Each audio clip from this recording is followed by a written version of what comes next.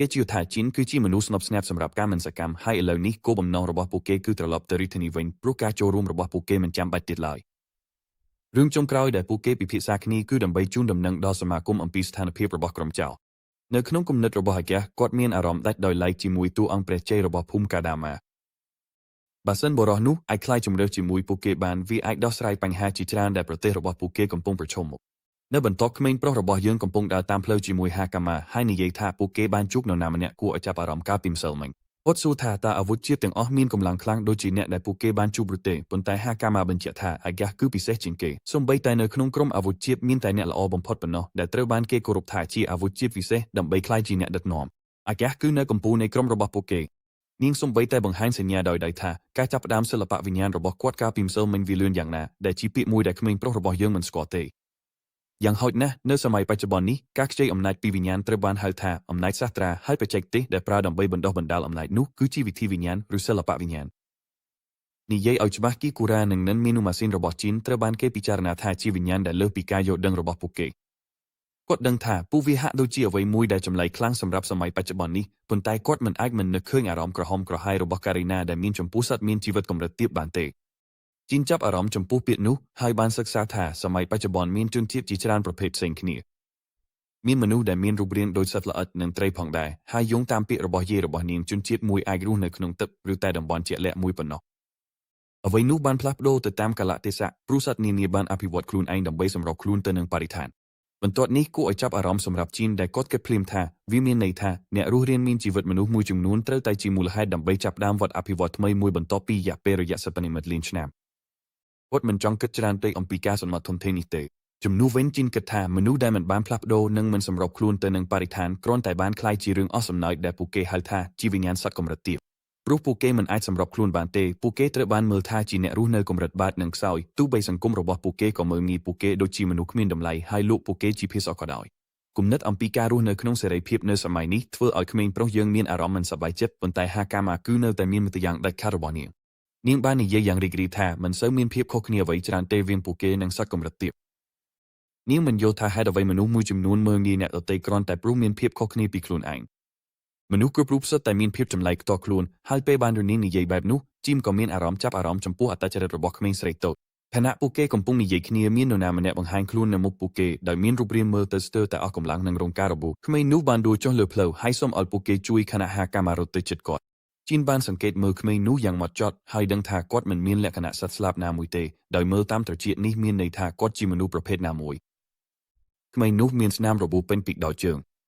របួសទាំងនេះមិនមែនជារឿងធម្មតាដែលកើតឡើងដោយចៃដន្យទេហាកាម៉ាបានព្យាយាមលើសពីសមត្ថភាពដើម្បីលើកក្មេងស្រីឡើងខណៈជីនប្រើអំណាចរបស់គាត់ដើម្បីជួយព្យាបាលក្មេងនោះជំនួសឲ្យមានអារម្មណ៍សមនឹកក្មេងនោះវិញបានបោះបង់ការសម្ដែងភ្លាមហើយដកកាំបិតមួយចេញមកចង្អៀតរបស់ហាកាម៉ាដោយគំរាមថានឹងសម្លាប់នាងបើគាត់ផ្លាស់ទីតែមួយជំហានពីកន្លែងដែលគាត់ឈរស្ថានភាពនេះបានផ្លាស់ប្ដូរពីអ្វីដែលក្មេងប្រុសយឿនគិតស្រមៃទាំងស្រុង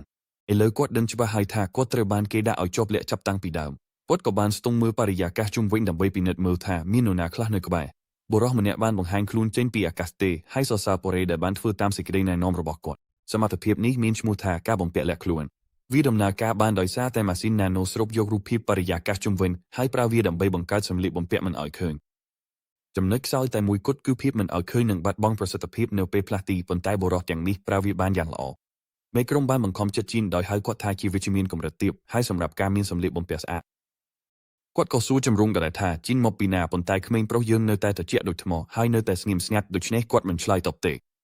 េហាកាម៉ាបានហៅគាត់ដោយក្តីព្រួយបារម្ភខណៈដែលមេក្រុមគំរាមថានឹងសម្លាប់ក្មេងស្រីប្រសិនបើគាត់ហ៊ានផ្លាស់ទីសូម្បីតែបន្តិចទេហាកាម៉ាធ្វើការដោយខ្លួនឯងម្ដងទៀតដោយបើកសកម្មភាពអំណាចរបស់នាងប៉ុន្តែក្មេងប្រុសយើងគឺហៅឲ្យនាងបញ្ឈប់ភ្លាម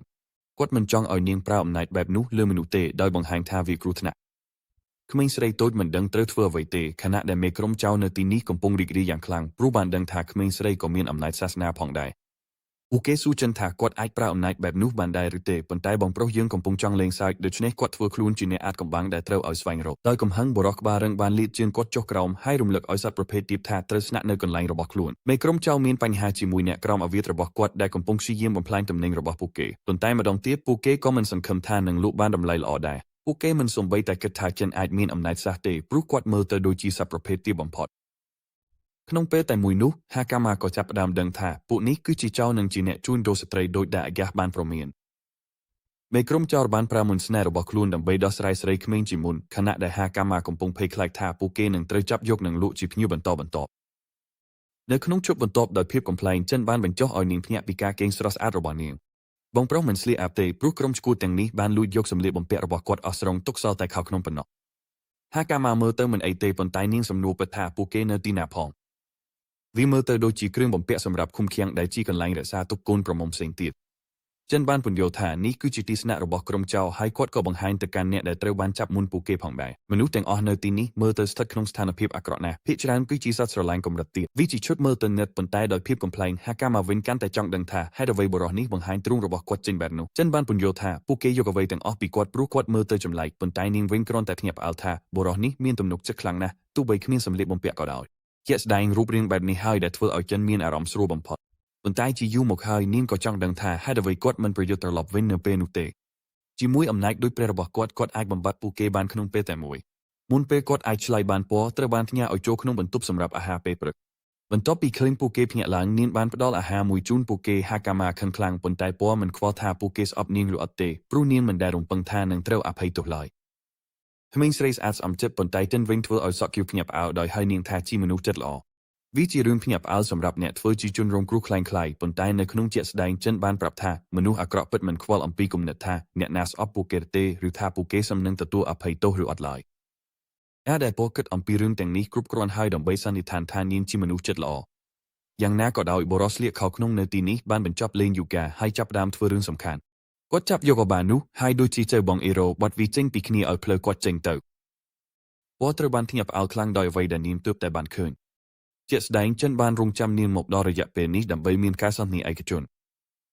សក់គៀវកំពុងច្របូកច្របល់ថាហេតុអ្វីប៉ុន្តែចិនអាចដឹងមុនហើយថានាងត្រូវបានគេបង្ខំឲ្យធ្វើការដោយសារមាននរណាម្នាក់ដែលនាងខ្វល់ខ្វាយត្រូវបានឃុំខ្លួននៅទីនេះពណ៌ភ័យខ្លាចណាស់ថាអ្នកនេះទីបានត្រឹមត្រូវខ្លាំងបែបនេះគាត់សំបីតែព្យាបាលរបួសរបស់នាងផងដោយបញ្ជាក់ថាមូលហេតុតែមួយដែលគាត់ត្រូវបានបោកគឺព្រោះគាត់ដឹងថារបួសរបស់ក្មេងស្រីនេះពិតជាមានសេចក្ដីអ្នកអក្រិតមិនសូវទៅធ្វើឲ្យមិត្តរួមក្រុមរបស់ខ្លួនរងរបួសដោយចិត្តស្លាប់ទេហេតុនេះហើយដែលគាត់ដឹងភ្លាមថាពណ៌ត្រូវបានគេបង្ខំនិងបង្ខិតបង្ខំឲ្យធ្វើការពាក្យនៃចិនធ្វើឲ្យនាងមានអារម្មណ៍ខ្លាំងនៃការខកចិត្តហើយចុងក្រោយក៏អនុញ្ញាតឲ្យនាងបង្ហាញថាប្អូនប្រុសតូចរបស់នាងត្រូវបានមនុស្សអាក្រក់6នាក់នេះចាប់ខ្លួន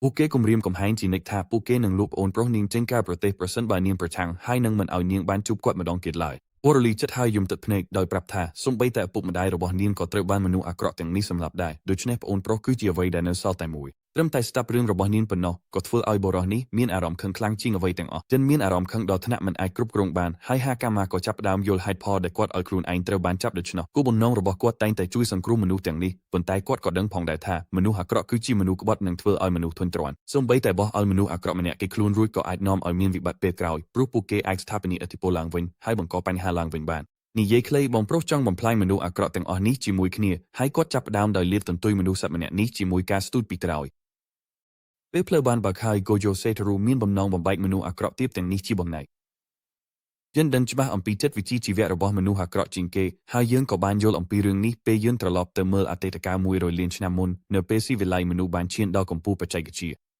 ាកុមារនៅពេលនោះត្រូវបានវាយបោកយ៉ាងខ្លាំងហើយគ្មានអ្វីសល់សម្រាប់គាត់ទេគំនិតដំបូងរបស់គាត់គឺសរសើរចំពោះយុទ្ធធម៌ក្នុងពិភពលោកប៉ុន្តែការសរសើរនោះបាននាំឲ្យមានការយល់ដឹងទី2ដែលគួរឲ្យខ្លាចជាងពិភពលោកណាមួយដែលត្រូវការយុទ្ធធម៌គឺពោពេញទៅដោយមនុស្សអាក្រក់យ៉ាងច្រើនដល់គ្មានប្រមាណដូចជាមនុស្សដែលចង់បាញ់ប្រហារគាត់ផងដែរការរស់នៅជាមនុស្សធម្មតាគឺជារឿងគួរសរសើរប៉ុន្តែជីវិតដែលក្មេងប្រុសនោះបានធំឡើងគាត់មិនដែលទទួលបានសន្តិភាពដែលគាត់ប្រាថ្នាឡើយដូច្នេះពេលមានមនុស្សណាមករំខានគាត់ជឿនបានបំផ្លាញពួកគេដោយអំណាចរបស់គាត់ផ្ទាល់បំបែកឆ្អឹងនិងបំផ្លាញពួកគេជាយូរឆ្នាំគាត់បានបំបត្តិមនុស្សអាក្រក់គ្រប់ទីកន្លែងដែលគាត់ទៅដោយបន្តបំផ្លាញអ្នកដែលរំខានសន្តិភាពពិភពលោករហូតដល់មានបុរសម្នាក់មកជួបគាត់ហើយផ្ដល់យោបល់ខុសពីគេបុរសនោះគិតថាយើងបានកើតមកក្នុងពិភពលោកខុសហើយវានាំឲ្យយើងត្រឡប់មកសប្តាហ៍ថ្ងៃវិញក្មេងប្រុសរបស់យើងកំពុងដើរដូចជាបុរសក្លាហានដើម្បីប្រឈមមុខអ្នកចាញ់នៅមុខគាត់បន្ទាប់ពីបានបំផ្លាញសពជាច្រើនរួចទៅហើយបងប្រុសគ្រាន់តែចង់បន្ថែមចំនួនអ្នកស្លាប់របស់គាត់ប៉ុណ្ណោះហើយមិនព្រមឆ្លើយសំណួរណាមួយទេគាត់បានយកមនុស្សម្នាក់ក្នុងក្រុមគេបោះទៅកាន់អ្នកជំនួយនៅមុខពេលដែលមនុស្សម្នាក់ក្នុងក្រុមគេចាប់បានបុរសនោះក្មេងប្រុសរបស់យើងបានរត់ចូលមកជាមួយការទាត់លឿនដោយភ្លេចបន្ទោនិងសម្លាប់ម្នាក់ទៀតមិត្តរបស់គាត់ស្លន់ស្លោចិត្តព្រូយឿនទើបតែបាញ់បុរសម្នាក់ឲ្យប៉ះជញ្ជាំងបង្កើតរន្ធធំមួយហើយមើលទៅមិនខុសអ្វីពីសត្វសាហាវមួយដែលមិនដឹងចេះឈប់ទេដោយសេចក្តីភ័យខ្លាចបុរសនោះព្យាយាមរត់គេចខ្លួនប៉ុន្តែវាគ្មានអត្ថប្រយោជន៍ទេមានតែសម្លេងស្រែកឈឺចាប់របស់គាត់ប៉ុណ្ណោះដែលលីដអ្នកជាប់ឃុំនៅជាន់ក្រោម พอยអាចដឹងថាសំឡេងស្រែកនេះមកពីអ្នកផ្សេងទៀតនាងចាប់ផ្ដើមសង្ស័យពិតហើយថាយិនគឺជានរណាភ្លេចហាក់មកបង្ហាញយ៉ាងធម្មតាថាបុរសនោះគឺជាព្រះដែលលើដីហើយពួកគេមិនចាំបាច់បារម្ភអ្វីទេព្រោះគាត់នឹងដោះស្រាយអ្វីទាំងអស់ដោយខ្លួនឯងឥឡូវនេះពួកគេត្រូវតែធ្វើតាមសេចក្តីណែនាំរបស់គាត់ដើម្បីចេញទៅខាងក្រៅប៉ុន្តែសម្រាប់ផយវាគួរឲ្យភ័យខ្លាចណាស់ដែលពួកគេកំពុងត្រូវបានជួយសង្គ្រោះមេក្រុមចៅនោះមិនមែនជាមនុស្សងាយស្រួលឈ្នះទេទោះបីជាគាត់មានទេពកោសល្យក្នុងវេទមន្តសិទ្ធិដ៏ខ្លាំងក្លាឡើយក្នុងការប្រយុទ្ធប្រើកម្លាំងដាច់ខាតវាពិបាកនឹកស្រមៃថានរណាម្នាក់អាចបំបាក់បុរសនោះបានប៉ុន្តែខណៈពេលដែលផយកំពុងគិតអ្វីដ៏ឥតប្រយោជន៍នោះក្មេងប្រុសរបស់យើងបានធ្វើឲ្យបុរសនោះក្រឡាប់ជង្គង់រញ្ជួយរួចហើយមេក្រុមចៅនោះសូមឲ្យយិនឈប់ដោយផ្ដល់ប្រាក់ជាច្រើនហើយថែមទាំងសន្យាផ្ដល់ដូនកូនជីបសេរីផងដែរ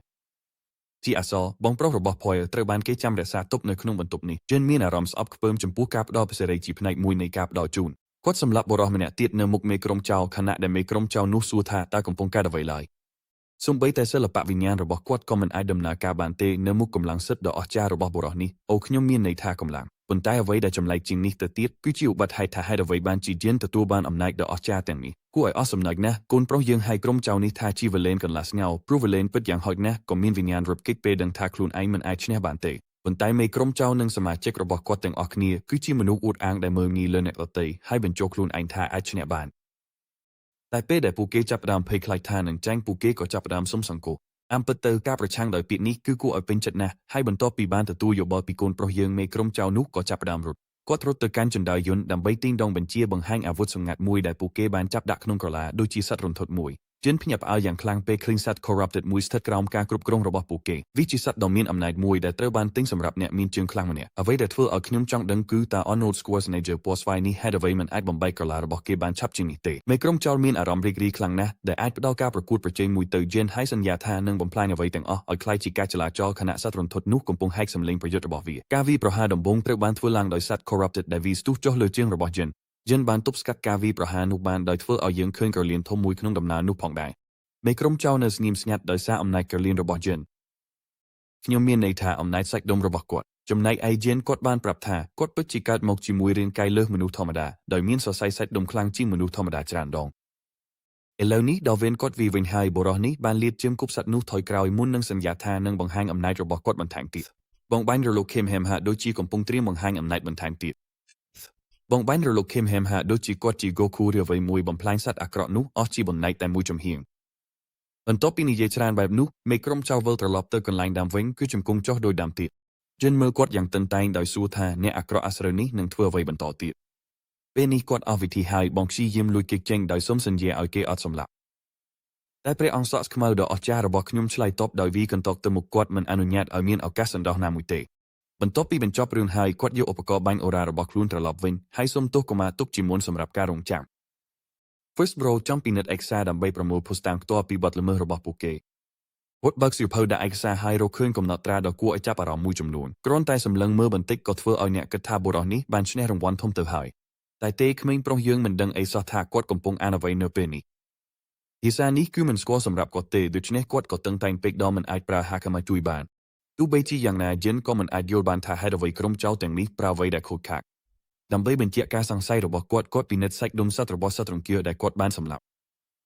ដោយវិធីនេះគាត់អាចចូលប្រើកាមេរ៉ារបស់ Nano Machine ដែលហោះនៅជុំវិញបន្ទប់បានយិនចង់ពិនិត្យកំណត់ត្រាឆ្នាំមុនយ៉ាងហោចណាស់ហើយគាត់ក៏បានជួបឃើញវីដេអូដែលគាត់ចូលចិត្តជាក់ស្ដែងមានអ្នកមានម្នាក់បាននាំសត្វនោះមកពួកគេហើយបដិសេធមិនបញ្ជាក់បំណងរបស់គាត់ជាមួយសត្វនោះជំនួសវិញគាត់បានទុកអ្វីមួយឲ្យពួកគេឧក្រិដ្ឋជនកនោះបានបញ្ចេញសញ្ញាថាប្រទេសនេះនឹងរលាយឆាប់យិនក៏សម្គាល់ព័ត៌មាននេះសម្រាប់ពេលក្រោយខណៈឆាកបន្តទៅកាន់កុមារដែលរត់គេចចេញពីកន្លែងឃុំខ្លួនផយចុងក្រោយបានជួបជាមួយប្អូនប្រុសតិចតួចរបស់នាងវិញទាំងពីរអោបគ្នាយូរមួយដោយមានអារម្មណ៍ថាមានសុវត្ថិភាពព្រោះគ្មាននរណាម្នាក់រងរបួសធ្ងន់ធ្ងរនាងបែរមុខទៅហៅយិនថាជាព្រះហើយអរគុណគាត់ចំពោះការខិតខំរបស់គាត់ទាំងអស់ខណៈដែលប្រូបដិសេធមិនទទួលយកឈ្មោះនោះក្រៅពីនេះគាត់ក៏ចង់ដឹងអំពីមនុស្សដែលស្លៀកឯកសណ្ឋានក្រហមកំពុងចាប់ក្រុមចៅនោះផងដែរជាក់ស្ដែងពួកគេគួរតែជាសមាជិកបុគ្គលិកសមាគមជាក់ស្ដែងមនុស្សដែលមានសក់និងពុកមួយស្រស់ស្អាតដែលឈរជិតពួកគេនោះគឺជាមេម៉ាគុំនៃទីក្រុងរបស់ពួកគេបុរសដូចគ្នានេះត្រូវបានតាក់ទាញទៅកាន់យិនហើយមកសួរថាគាត់ពាក់ព័ន្ធនឹងហេតុការណ៍នេះឬទេក្មេងប្រុសរបស់យើងបញ្ជាក់ពីការចូលរួមរបស់គាត់ដោយស្នើឲ្យ Patrick ណែនាំខ្លួនឯងយ៉ាងផ្លូវការថាជាមេម៉ាគុំហើយអរគុណគាត់ចំពោះការខិតខំរបស់គាត់មើលមនុស្សនោះមួយភ្លែតដោយភ្ញាក់ផ្អើលថាតើមនុស្សម្នាក់អាចយកឈ្នះមនុស្សជាច្រើនប៉ុណ្ណឹងដោយមិនទទួលរងរបួសសូម្បីតែមួយក៏បានដែរ ទោះបីជាមានរូបរាងដូចជាសត្វដែលមានថ្នាក់ទាបក៏ដោយ Patrick អាចដឹងថាមនុស្សនេះមិនមែនជារឿងសើចទេមេសមាគមបានប្រាប់ថាហេតុការណ៍នេះបានបង្កការខូចខាតយ៉ាងច្រើនសំណើសូមបំបត្តិក្រុមចៅនៅកម្ពុជាគ្រប់ពេលរឿងនេះធ្វើឲ្យយិនចង់ដឹងព្រោះគាត់គិតថាអ្នកអភិបាលណាក៏ត្រូវព្យាយាមអតិភិបចាប់ក្រុមចៅទាំងនោះដែរមេសមាគមសើចហើយអះអាងថាសូម្បីតែម្ចាស់ដីក៏មិនមានអំណាចដល់កម្រិតនោះដែរការដោះស្រាយបទល្មើសត្រូវបានចាត់ទុកថាជាកាតព្វកិច្ចរបស់សមាជិកសមាគមដែលព្រមស្មោះត្រង់ចំពោះព្រះមហាក្សត្រសូម្បីតែលោក Champion ដែលជាអ្នកគ្រប់គ្រងដីធ្លីនេះបើសិនជាគាត់ប្រព្រឹត្តបទល្មើសពួកគេក៏ត្រូវរាយការណ៍ស្ថានភាពទៅកាន់ព្រះមហាក្សត្រដែរទោះបីជារឿងបែបនោះមើលទៅមិនសូវមានសំណាងកាត់ឡើងក៏ដោយ Patrick មានទំនុកចិត្តលើការសន្មត់របស់គាត់ខណៈដែល Jin កំពុងប្រៀបធៀបស្ថានភាពនេះជាមួយរយៈពេលលានឆ្នាំមុនហើយដឹងថាអ្នកអភិបាលគឺដូចជាអភិបាលក្រុងមិនខុសអ្វីពីសមាគមដែលដើរតួនាទីដូចនគរបាលទោះបីជាយ៉ាងណាលោក Champion ក៏មិនមែនជាមនុស្សដែលអាចទប់ចិត្តបានងាយដែរ Jin សម្រាប់ចិត្តប្រគល់ឯកសារទាំងអស់ដែលគាត់បានយកមកពីក្រុមចៅទៅឲ្យសមាគមដោយសួរថាតើវាអាចមានប្រយោជន៍អ្វីសម្រាប់សមាគមដែរឬទេលេខសមាគម